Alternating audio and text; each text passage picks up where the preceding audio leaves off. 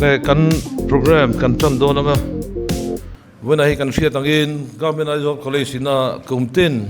even kan lo nei thin green GSE day sang ni le somni panga e kan han mang le thei hi lom khup maya ten ke ma ni main mang loin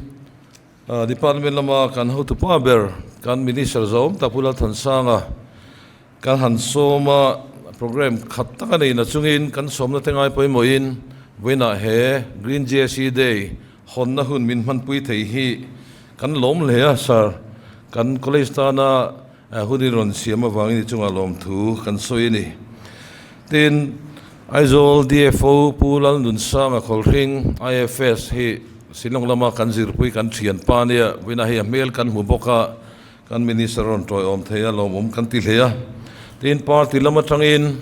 kan ho tu te mel eng moza kan huwa khoin kan lam te hi chut muna tangin lo ding ta wila thawme puanal than moya advisor pukelal son thanga advisor puzela secretary puze hela hi ni to chuan puwana secretary block secretary ne hi puchiang te joint secretary tingan ti mai kan em le ama sain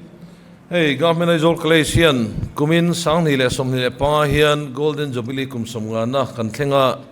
ni kumulam tangkhan program sang mangin alom na hi kan lo nei to a tuna point ma chop eng mo kan neya august ni som ni le panga sang juga som seri le panga a class ma saberan nei zan kha foundation day ya ngain tun august ni som ni le panga hian ropui takalom tumania chuta chun khwalina tan kan chief ni sa som takte po som tumin ro manna kan neya ten alom na pui berti mayang roine na lom kha kan zirlai te exam hun hi november ani wangin december thatir vela mo nei tumin ro manna tuna hian kan nei me ka ni ti kha kan hotu tan min lo hriat pui tan kan soidua tin government aizol college science zirlai kan nga le a campus pani lai mol puya le school pi khona kan nei boka nikum academic session tuna kalmek athena chuan outgoing te pan lo om to sang kan jasar le som thum kan neya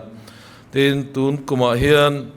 6 semester final year kha zali som kole puriat undergraduate a hian exam anzowa chu ho chu an chu kanga first semester in aron lu tan velenga tuna hian first semester jasari le somruk admission kan lo petoni tuma chuan semester academic session masai chuan kumina hian zirlai kan nga do ni te pon hriata tiang chuan government aizol college thei to pin kongsang sangin zirlai te mason na tan te ramle namina ma so na tan te roman na cm thina hemi environment HUMHAL le kan zirlai te hemi environment poimo zian thil hriat na tan hian hetiang hun hi kumthum kalta tangkhan green GSE de hi kan lo mang to a tin helai mun he sang ni le som ni pani julai lu thla kan nia chu huna chuan tuna hrin ang hian hring loin ro de mai khan a oma tiang chuan thei to pin thing te kan han phuna tun din huna chuan hei hring ta duk mai lo mom khop mai chumi pelama chuan NSS hian sami mau buang lunglei road bula so ni plantation kan nei boka tunai kan thing phun te po alian to viwa tiang chuan environment HUMHAL ani theina tan hian college hian thei in ma kan lo lovea ecology club te po nein khulai khon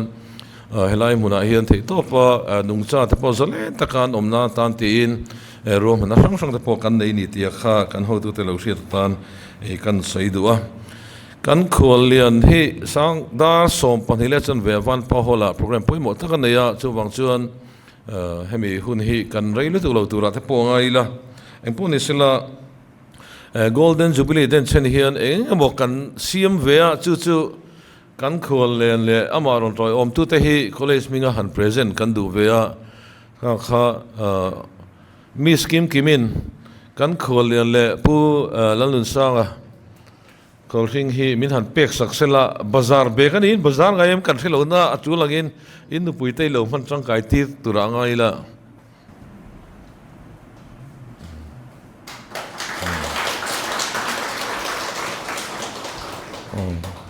chuan no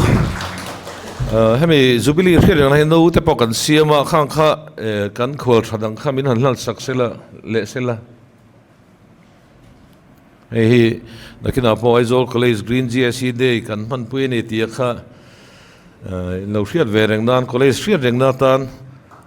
phil thatak impact thei po kan nei lowa min lo hriat thiam don dia nichina kan soyang khan hei kan forest minister zone tak mai pu lang than sang apu Chatea a program boy tak khara kan som na ngai poimoin he kan program poimo tak hi miron man pui theya kan lom hleya minister viek thatak mai kan nei hi kan loma tin tuna hian college lam hi academic session atopa semester break kan nei lai nia zirlai po hi kan nga ang huin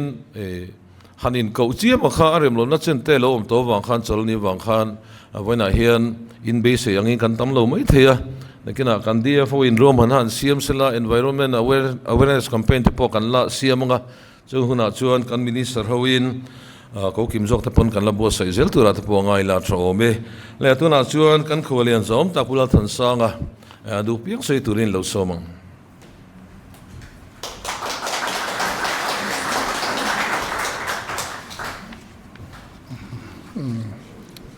pu chairman le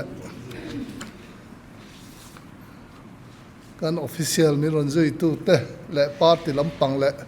woinia hetilaya Aizawl College staff zong te le zirlai te ama sain World Environment Day chibai ka buk chau ni he hun hi hey principal mi ron phone karil ru cha ka tiam lo ang rang khopa ma sela Aizawl College hetilama om tha te hi kalakal mi lo voi ni ka voi khat lo kal na nia hey kalau kam hel ria do ka hu tre moi so faculty lam panga po along om nei ka ria hetilai mun hetien han lo thata a hianin kha in student number po kha sang tho maya tin kum somnga lo tling don reng bai bok ani jubilee in lo nai hle to mai in mang chho mek zo ko mani chu tiang khop chu ni lom om hleng ka ria hetilai muna nge principal lo ni to te politician om ta te mun poimo tak tak lua anon om do nuala abikin principal mas saber tele apathum na vel te po kha Mizoram speaker ni in chu tiang chuanin mun poimo tak mai sarkar anga po protocol a po pathum na din mun lo pha chu tiang ang te chu an han ni chu bang chuanin he college si a prestigious piawani ti kha ati chiang in ka ria tin in zirtir tu tele he college loading tu te hi vo India choi moi an phua thinlung takin zana chibai kan buk ani ti chuan vo India zirtir tu te in zirtir na engang chiang e ka khalawa a tha thokat ani ka ringa ei ke hi le khazir hi pe lo tak mai ka ne baby to cha mi te jan shwe bek mo le khazir ka pe lo tara emene zom ka thuma zem bok da min ho tir le chu tiang ang vel chu ka dia chu tiang ang khop chon le khazir hi ka pe bak lawa ti chuanin Chandigarh min thon tha Guru Nanak Public School antia an Guru Ming Choi School akan kal le discipline hi lo na em ma sam te hi khoi hi phal lo re khi ne a chan chu tarbone mo patkai mo kan thren lo kha chuani an threng bek sia ke ni khatia samlang thang khoi te kha an ti lek kha chuani dar kar khathi period khathi po na min thutti ringot mai chu tiang khop discipline noi chan an zu kho sa ve le a kan ning thei khopa kum khat le chan ve zu ka traping ka ria a tra kan e kan pumina zo mang sil kan bul ong in reo an nuam lo hin ti se ma le kan thu le ko thina le khazir hi aba ha tha ka o ka ti thina tu tiang chuan te kan han nu chho ve nok nok a ti chuan in an lo ho chaba BA second year hanin mark nga hianin economics sa hang ka ting lo ta le nga la kan han revolution ta kan han te ma se ka pa khanin ngai to lo nia ge te ka lo poi ti wak lo tiang chuanin kan han graduate lo le ngal khan ni le ta se la chu tiang chuanin un hi ka mang thina ma se pathian ni na min roi dan hi mak ka tiang ra ai ma ke ma du lo na zel hen min roi mani o ka tia politics khelte karil ru om ngai lo ba ma se ka pa hianin politics khel turin hei zat fa ka nei chewa iti turani min tia fa ma min an suaya di te hi tron khoma he ta kan chokidar te le kan lo fa te kha te khanan po ti ra mi din kan ti ra so kut beng ang ani te mi tia chu tiang te chuan in min ti sawa ti chuan sang kha ko som ko pathuma kor tha biala ka in candidate sang ni le som ni pathuma te khan ka voi ni na tan kan tling le ton tun din mun hi kan lo ve ta ni ka service kum som thum chung vel ani te kha kan soi duwa chumi kan soi na chua na khel po tei rei hi anga ya tei ma ka ngai ti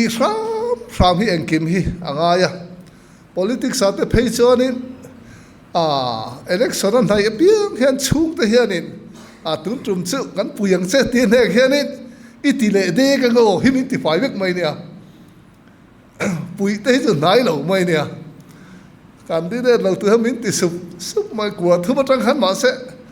vậy đi thèn hết các cảnh đi đây về rất là sự vội khật cật linh hay vội thì na tuần thì ta này lù lù hi ngay khóc mày chứ mày với nia hết lại student đuông tắc tắc tập bộ in tổ chân hi ngay này mình dâu hi căn tổ chân lâu căn tổ chân lâu đà na hi để căn real rung hệ lâu na hi căn hệ na bero mani o ti tur hi o mani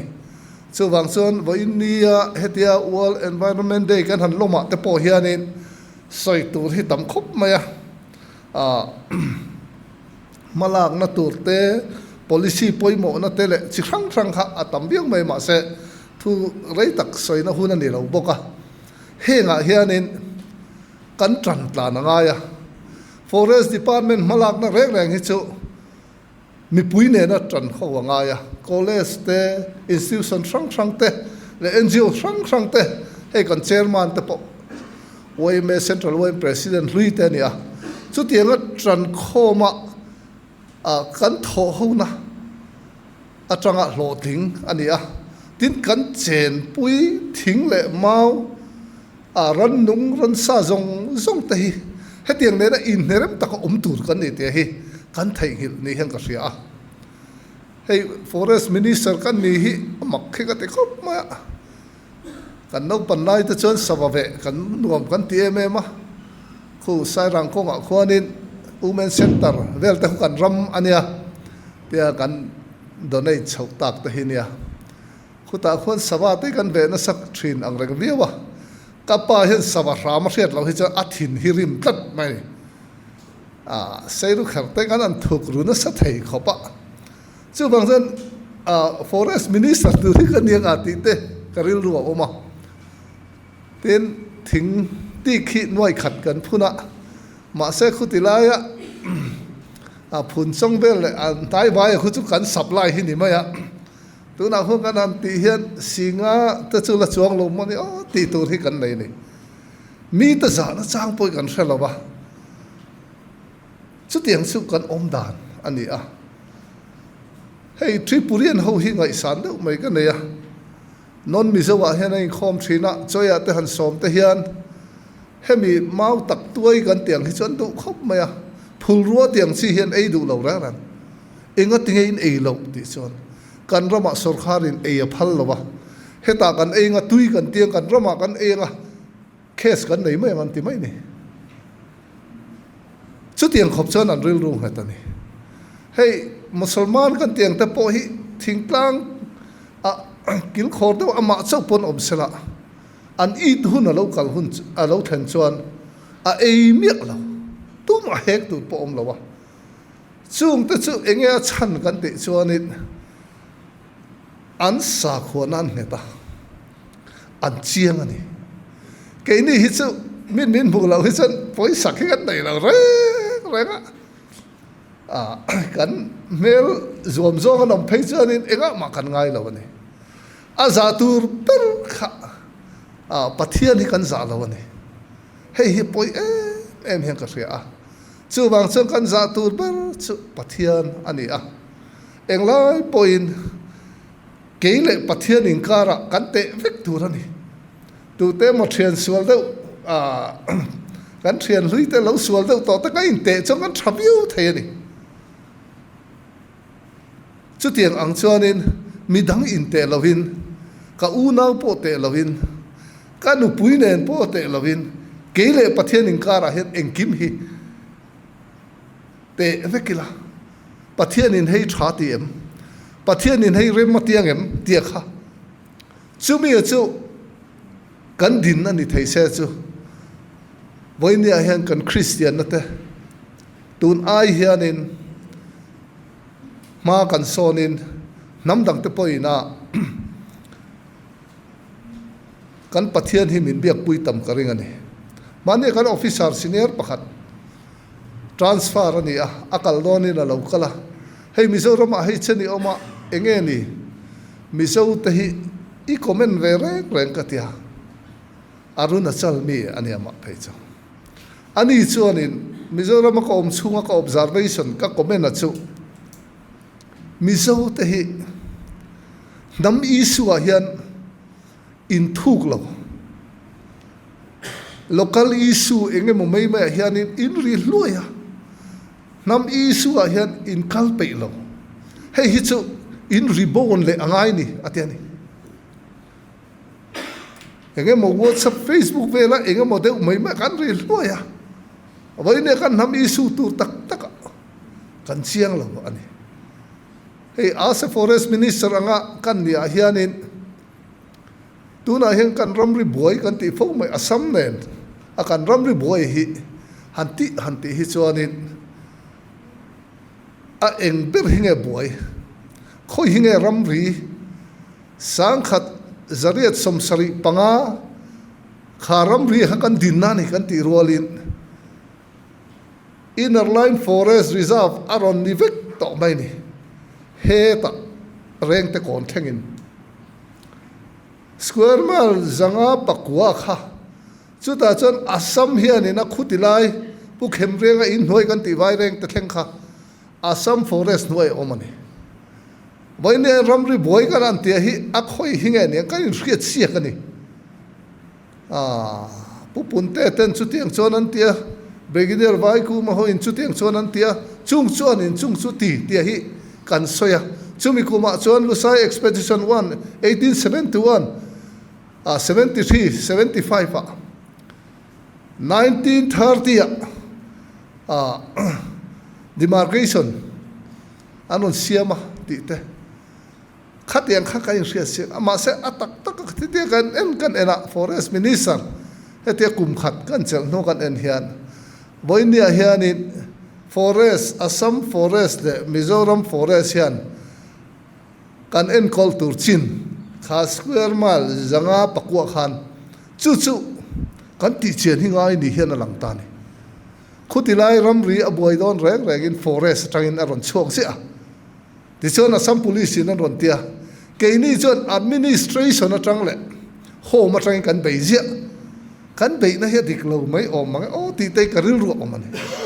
chu bang chen kan nam issue tak le kan ram issue a hian kan chian thar le dewa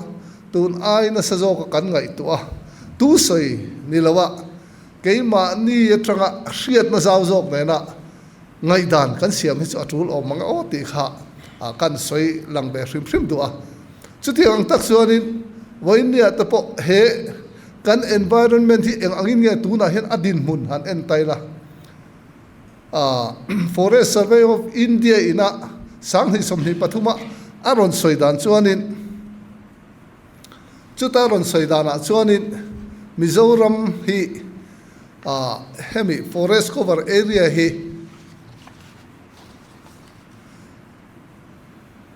zazela somriat panga poi somni pathum ang vela ni tiani chutiang ang chu ania masala atak taka hemi very den forest kan tiang hi chu 1.45 vel mo chu ani ma chu son de det ma hetian en chu so forest chu ni na ma selang forest tak kan tiang khan ni lem lo chu wang son forest tak den forest sahi kan nei le ngai chu chen na satakin kan rama tourist attraction o manga chu tiang chen mitin khovel mun sang train he mun hi ron tlon cha ka ti chon nung cha ni se rang kan nei chau tran ta kan nei boka hei sakei te po hi kan la nei ne dampa dei ka reserve te po khon thalak te po hi la omani ma se chu ti chung chuanin mania NIA lampangina report anon pek dana chuan Mizoram hianin kum khata hian mi sang khat zanga vel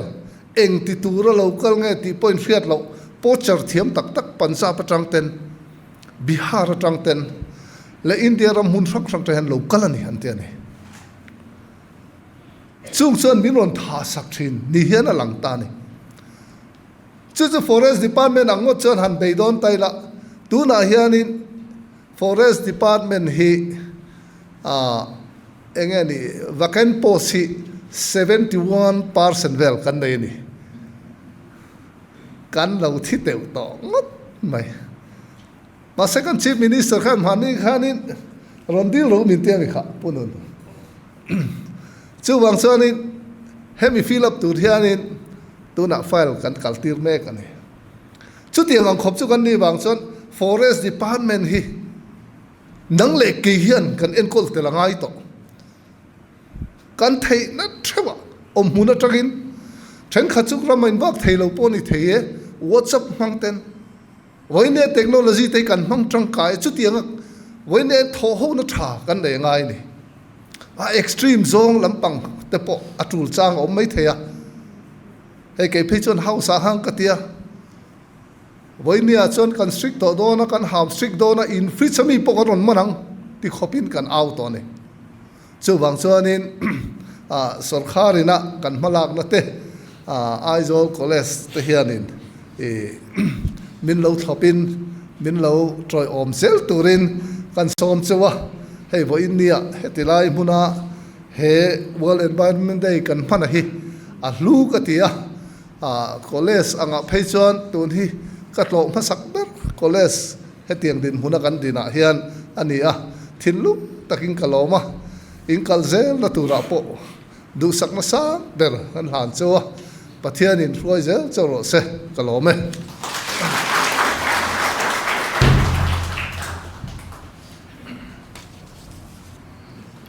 kan kholian zom tak ulal than sanga thu chatak mai kan ngai thla lo mom khop maya kan tran ho ngai hle maya environment HUMHALH chung changa hian thil danga ham strict vaka chen na tlang ram nu che lo te kha alo om hle ni ti te kha wena zil chuak taila tuna thu soi tang khan forest department na thok pakhat ti tha te umai hriat kan ne kan sei mi menga aro pakhat ania selinga hotela cho ia sarkarin ratuya khaplai khani wang khan hotel nei tu te kham man na tum tamaya enga tinge sarkar phallo tianga ratuai in lo chopatia an boina sa ni chu kha tiang deuh thaka kha ngai to ni ani lo chuanin kan del dul tat maya heng kan zin lai dum tak te po hian nakina in ram la lu zel tura HUMHALH he in ti tu ni ti kha tuna kan ngai thaka tang khan lang chianga kan zom zel po a poimo me nakina kan soyan deuh khan hun thol zok le ko kim deuh zokin khatiang environment HUMHALH poimo zia te po kha program dang at po kan la ngai thazel tanga kan minister zom tak poi min la soi sak zel tura ngai tai la thange tuna chuan pula nun sa khol ring dia fo aizol hi engama thu soin ring lo ani na chungin engamo adu angte engamo han soi zoi tu te pon som vela thangkar tin kan khol thate rak poi engamo trong kam ni khata han soi du kan om point hun om tura ngai la thange punun sa in som te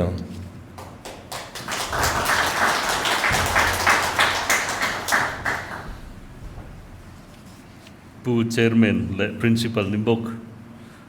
kan minister za om tak vice principal le faculty te le kan pu tho pui te le zirlai du om tak tak te voida hian thu sei tura min som ve wang hian kalom ani thingtlang nau pang thin kania aizol college hi kan ngai sang veu thina voina hian helaya thu sei tura hei kan principal ina min som hi kalom le ni ti kan soi ma sadua ni chin khan kan minister za om tak khan tei rei pe angai zia career a po asoya khalai khan ngai tu na min nei tir tu chu tei rei pe hi kan zirna po hena poi mo in ka ria ani thil pakhat kan soi ve lo ko nga environment concern lutuk lo education environment concern tho ne chu college ui ka te le sport ni khuwa te a kan ngai san ti deuh zak mai in chei te po in me ho te hi anu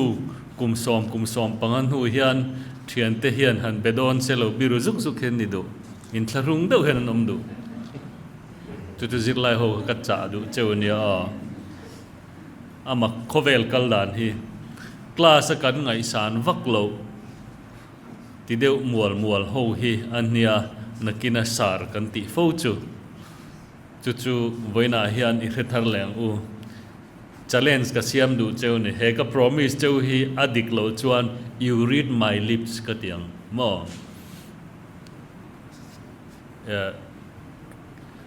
ka mui tu na ka thu soi na hi lo chin chiang cheu adikang tu na serious ta ka le khazir ho hi nakina kan ho tu tur ten ni ti kha ka soi du a tin politics circular podik thobin ka ria tei rei pe chung kwa kan soya tuna kan chief minister ina IPS service chua san chu thuran familia asafar zong tele sarcastic dewa kon rang anti ve na thin te kha politics chu ka ti to lo ma yang ti se tuna hen CM ani to lowang politics alu lo se afa te po chan kher lo mai thei kha po kha kan ti to na chuan ti ve de lik angai ani zirna po chu ti tho chu nin ka ria a hei voin hian kan principal zom takin ding ve reng ro atia ani hi ama chuan cher deuh kan ni thina ti deuh thai mai ne hu campus a ma bia kan ti chuan cher deuh kha mit thla hen al om reng thina ni tuna chuan kan kiar ve talu maya voin all environment day hi thilin lo helok de vem moni ka te nang ni hin class ru via vem moni ka te he elai kan tui chopna te po hi plastic ani to lo ani voina kan thim kha kan threm zirlai te khan labor omnia vincit kan ti kha I kan helai college ni ma se kan thu pui kan moto kha ni kha therang ru kha khai lo theng hi lange tin ending plastic pollution ani hei hi kum thum level chu plastic a hen khovela buai to ti a riata ke ni point kan conscious ngai to a en call to department te district administration te po kan tang tok lo aniang aizol khochunga bazarila engma soima in anna kha polythene bega min khung sakani hei hi chu adik lo to ani kan tan ngai a thu nei tu te po ti kha ka soi du a hei hi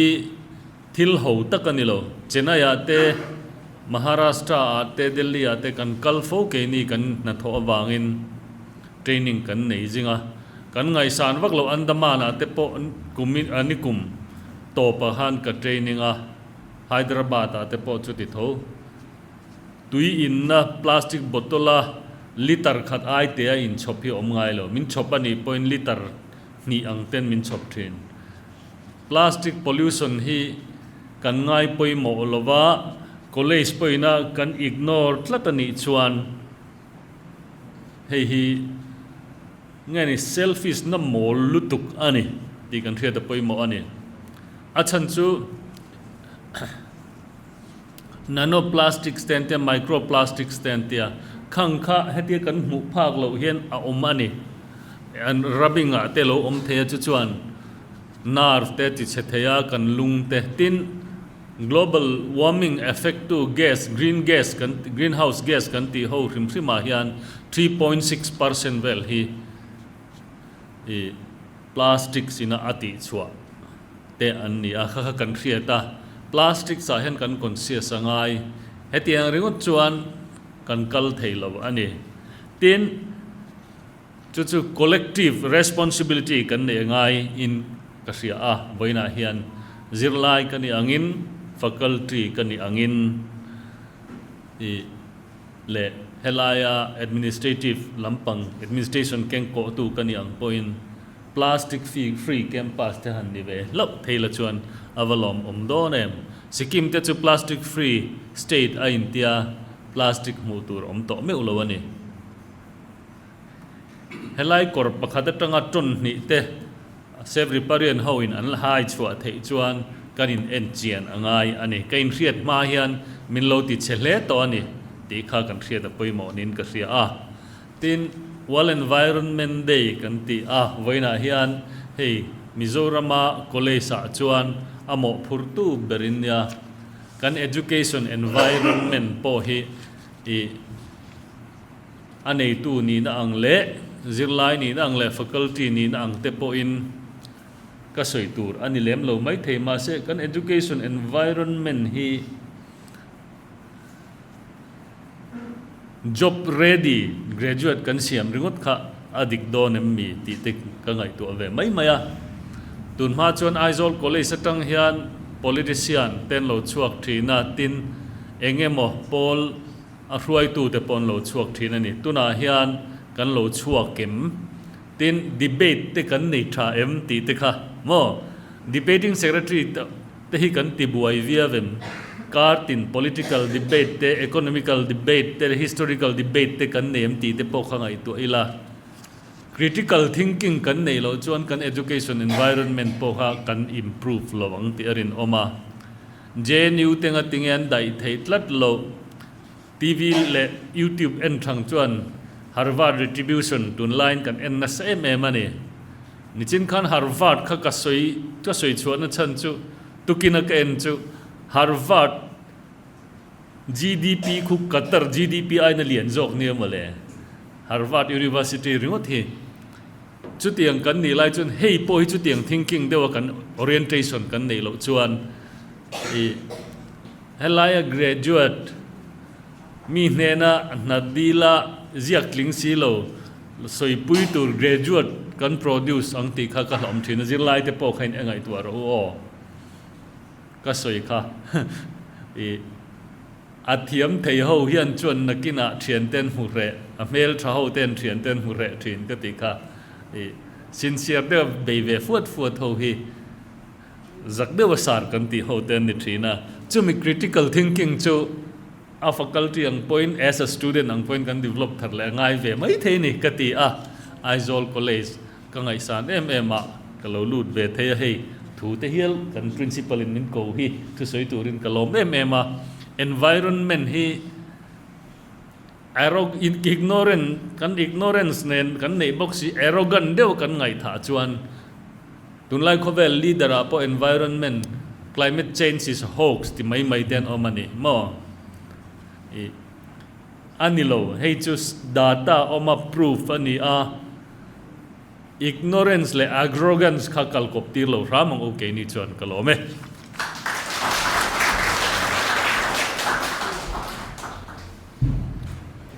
Ulan nun sanga kan lom le mai kha thu chu tak tak mai kan ngai thla tin ani hi voinak thingphun tur min petu ania chunga hian college in lom thu kan soi tak me uni le tuna chun party lama tanga kan ho tu paron toy om tu te tang khaning mo han soi du nei kan mo om lem lo mo ikhan kan du to nga kan khol tha te hian khulai tul zola khuan thing min phun sakula chu kan vice principal dr sang zolan han boy puisela tin helai thing phun voina hian tam tlur phun kha kan ril ro om lem lowa kan phun ang chom dola ti nu na ti pui ti na kha ril ro len deu wangin somruk vel mo phun kan tuma tin pangpar saron leng mo kha miss baby kan vice principal in a phun dan tur te le han ati dan tur han semsom kha khota om ta sela teng khan ti la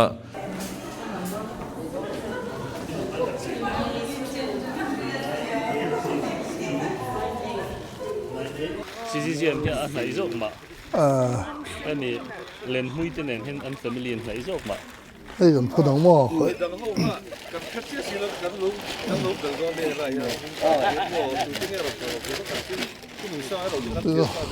Khan tu na hian ei when world environment day ni hian ke ni ka manager college this one green GSC day komtin kan lo man thin hi boinia kan minister zom tak kul than sanga forest minister min on man puya kan lom le chu mi hriat rengnan he mini green GSC day hriat rengnan he thing phun hi kan minister hian to na phun don ani anu nge yang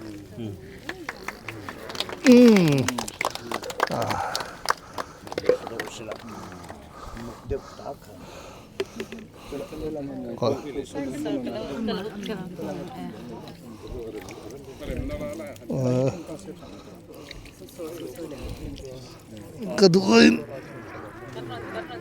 là đinh lộ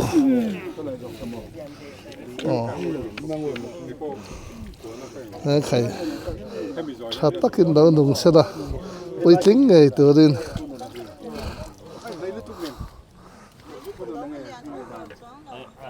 rim na khani mai ta tho ani chuan tuna kan khol zom tulan changa khol thingin aizol DFO in tuna min phun sak le sela ange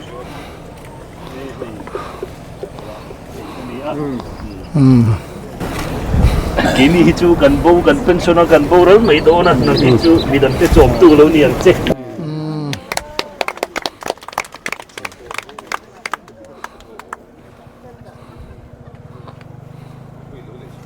san cái nào kan lo ki chuan kan party lama tang ron toy tu te kan be se lenga ko la than mo ya thôi là gì không nghe điện lên